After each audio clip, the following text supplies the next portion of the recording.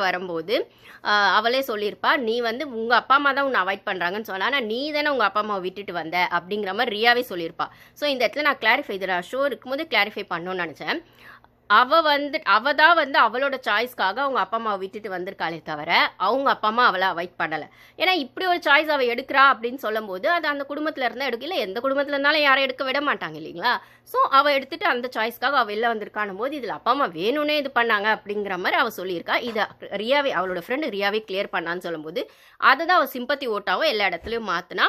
அப்புறம் வந்து எல்லாரும் வந்து ஃபேமிலி ரவுண்டு வரும்போது உள்ளே வந்தப்போ கூட ஃப்ரீ ஸ்டாஸ்க்கில் எனக்குன்னு வர்றதுக்கு யாரும் இல்லை, எனக்கு அந்த நாய்க்குட்டியாவது அமுச்சு வைங்க அப்படி இப்படின்னும் போது ரியா கூட வருவாளா வரமாட்டாளா அப்படின்னும் போது சேதுபதி சார் ரொம்ப வக்காலத்து வாங்கினார். யாரும் இல்லைன்னு கவலைப்படாதீங்க, நாங்கள் எல்லாம் இருக்கோம். அதே மாதிரி பிக் பாஸும் வந்து அந்த ஃபினாலே அந்த வீக்லலாம் வந்துட்டு வெளியில் போனால் உங்களை கொண்டாடுறதுக்கு ஒரு கூட்டமே இருக்குது, அவங்க வீட்டு பொண்ணாக ஏற்றுக்க ஒரு கூட்டமே இருக்குது அப்படின்லாம் சொல்லி உசுப்பேத்தி தான் அந்த பொண்ணை அனுப்பிச்சிருக்கீங்க.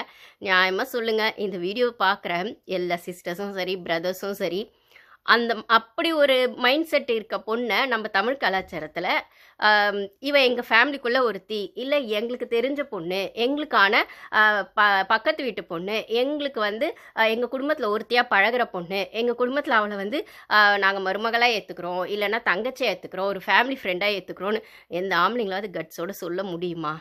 சொல்லுவீங்களா? மனசாட்சி தொட்டு சொல்லுங்கள்.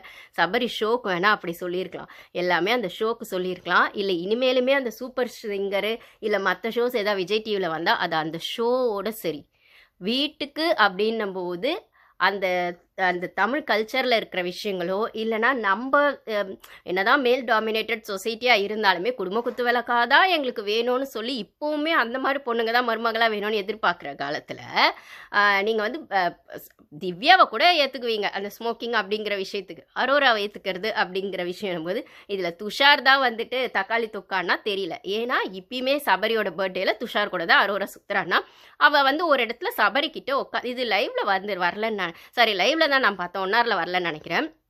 அந்த இவ என்ன சொல்கிறது கமருதீன் அரோரா சண்டை ஒரு நாள் ஆனதுக்கப்புறம், ஐ மீன் வீக்கெண்ட் எபிசோடுக்கு ஒரு நாள் ஒரு வாட்டி ஆனதுக்கப்புறம் அன்றைக்கி நைட்டு வந்து சபரி போய் அரோரா கிட்ட உட்காந்து நீ எவ்வளோ நல்ல சொல் தெரியுமா, நீ எவ்வளோ நல்ல வக்கரமும் அப்படியே வக்கரன் வந்து கெஞ்சுவான், என்ன ஆச்சுமா என்ன ஆச்சு குட்டிமா அப்படியே ரொம்ப கெஞ்சுவான், அப்படியே கொஞ்சிருவான்.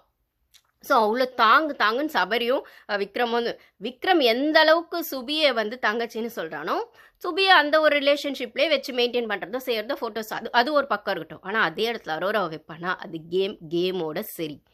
வீட்டுக்கு அப்படின்னும் போது ஃபேமிலிக்குள்ளே